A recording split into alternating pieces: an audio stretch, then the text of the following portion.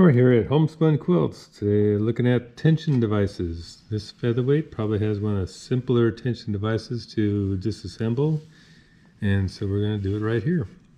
Most machines have their tension devices buried deeper inside the machine.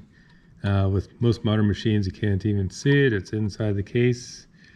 This one has a little follower you take off, the indicator ring,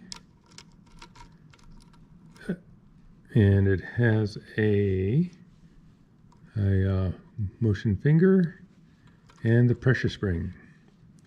We take off the follower, and then the whole thing comes out with the follower ring and the check spring and the tension discs. These we will, during maintenance, we will take these tension discs and polish them with a cotton swab to make sure that there's no thread residue on them, and checking for burrs or gouges in them that might snag the thread. When we have both of them cleaned up, we'll put them back on in reverse order. So we take the tension disc together, they go with the follower, these go into the check spring, on it goes, lines up, reset the check spring, and the follower,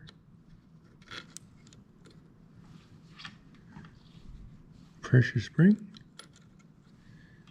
and the indicator. Finally we have the ring, and your adjustment knob. And it's all back together again. We'll check the adjustment.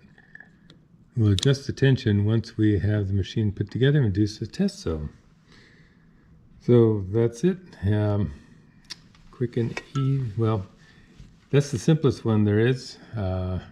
Thank you very much.